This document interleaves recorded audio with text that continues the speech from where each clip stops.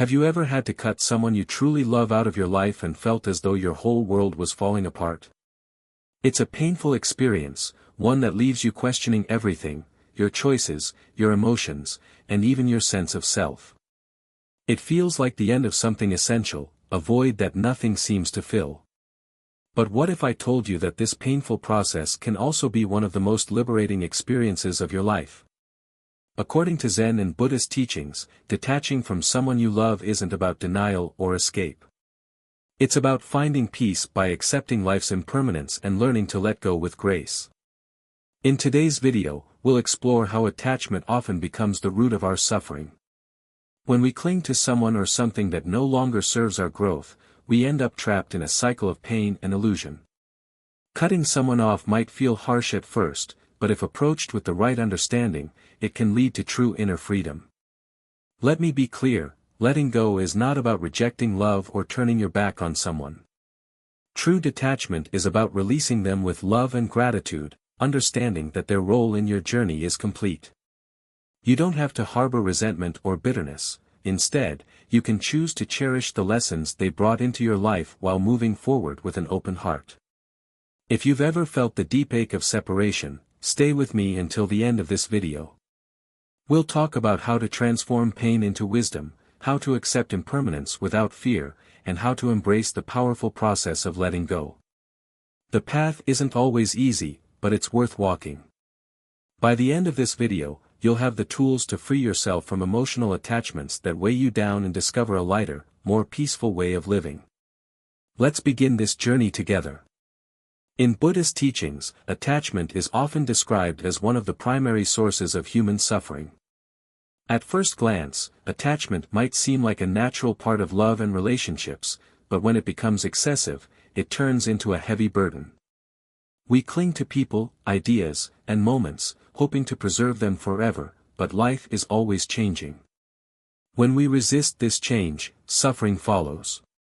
Imagine holding onto a rope that is slowly being pulled away. The tighter you hold on, the more your hands hurt. This is what happens when we refuse to let go of a relationship that no longer brings us happiness or growth. We cling to the past, hoping it will somehow return to what it once was, but in doing so, we only deepen our suffering. Let me share a real-life example. I once knew someone who stayed in a relationship long after it had lost its joy. In the beginning, there was love, connection, and shared dreams. But over time, things changed. Arguments became more frequent, and both partners started drifting apart. Yet, despite the growing unhappiness, they stayed together, clinging to what the relationship used to be, rather than accepting what it had become.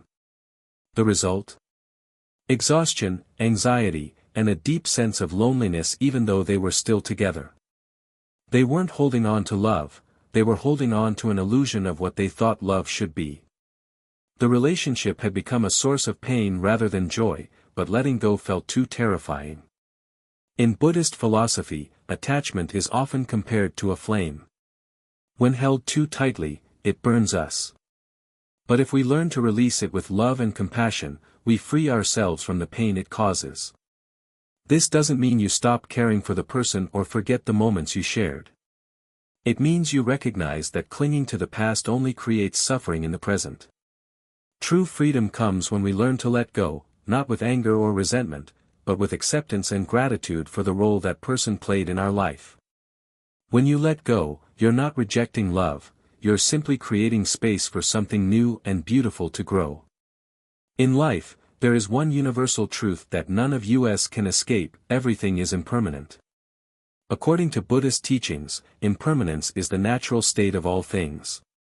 Everything, our possessions, emotions, and even the relationships we hold dear, will eventually change.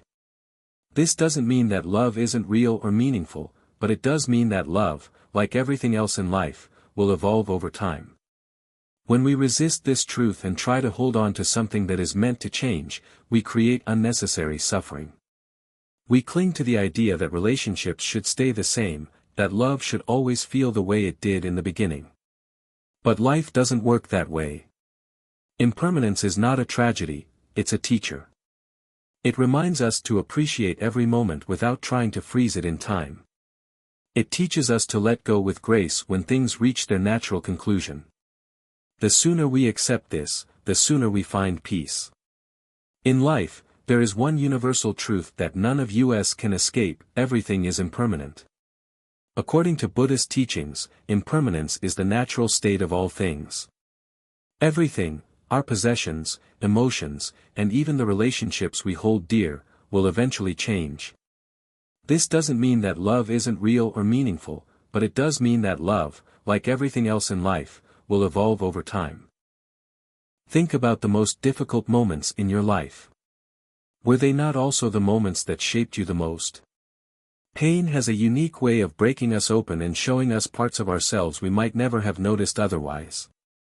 It forces us to confront our vulnerabilities, our desires, and our attachments. But how do we transform pain into wisdom? How can we take something as overwhelming as heartbreak and turn it into personal growth?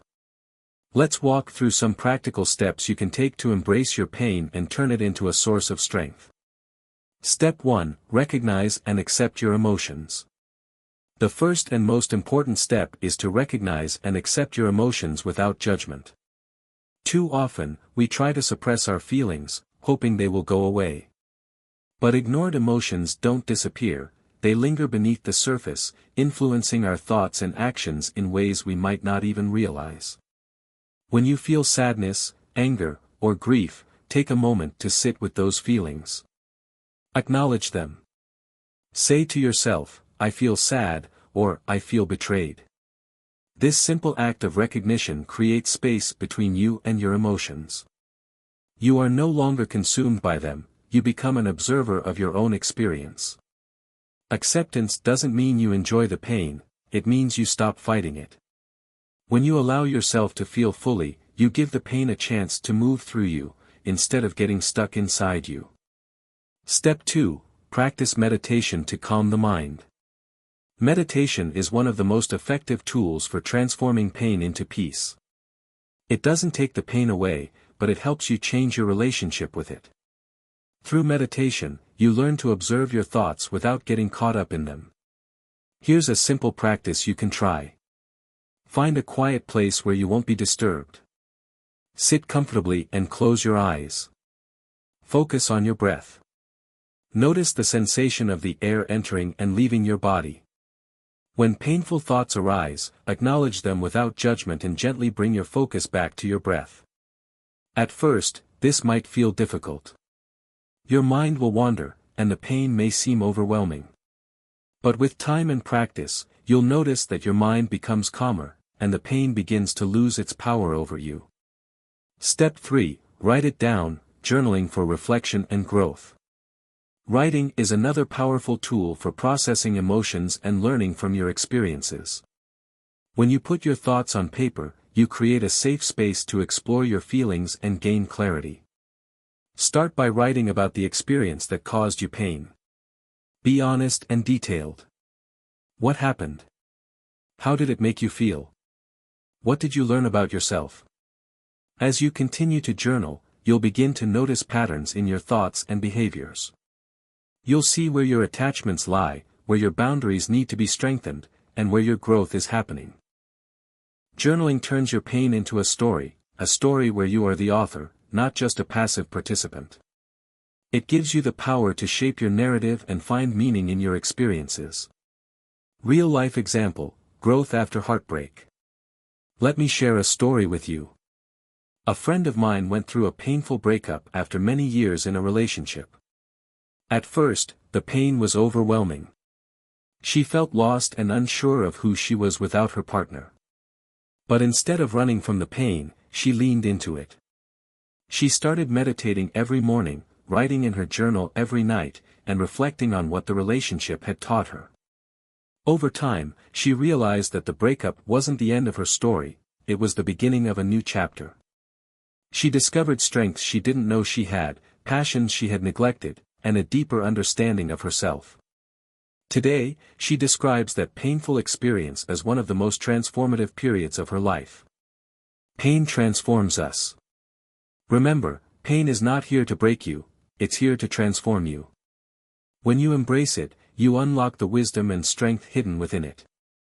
The next time you find yourself facing a difficult situation, try to see the pain not as something to fear, but as a teacher offering you a gift of growth, clarity, and deeper self-awareness. Letting go is often misunderstood. People think it means giving up or running away from love. But in reality, true letting go is an act of liberation. It's not about rejecting love, it's about releasing control and embracing freedom. It's about honoring what once was while allowing space for new beginnings. In Zen and Buddhist teachings, letting go doesn't mean erasing someone from your life or pretending they never mattered. It means acknowledging their role in your journey and accepting that not every relationship is meant to last forever. Some people come into our lives to teach us something, to help us grow, and then their chapter in our story naturally ends. When you truly let go, you don't cling to the past. You carry the lessons and the love with you, but you release the attachment. You let go of the need for things to be different than they are. This kind of letting go brings peace, not pain. Here's an important reminder: letting go isn't about forgetting, it's about transforming. It's about recognizing that even though the relationship has ended, the love and memories remain a part of you. They shaped you, helped you become who you are today, and for that, you can be grateful. Imagine walking through a garden. Some flowers bloom for a season, then fade away. You don't try to hold on to the petals, you appreciate their beauty while they last and accept that their time has passed. The same is true for relationships. Not everything is meant to stay, but that doesn't diminish its importance. When you let go with love and gratitude, you free yourself from the weight of what could have been. You open yourself up to new experiences, new relationships, and new possibilities. This is true freedom, the freedom to move forward without resentment, carrying only the love and wisdom you've gained. So, I encourage you to reflect on your own life. Is there something, or someone, you're holding on to that no longer serves you? Can you take a step toward letting go, not with anger or regret, but with peace and gratitude? If this video resonated with you, I'd love to hear your story. Share your experience in the comments. Let us know how you've embraced the lessons of letting go and what it has taught you about yourself.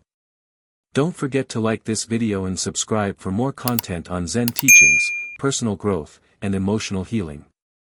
Together, we can learn, grow, and create a more meaningful life.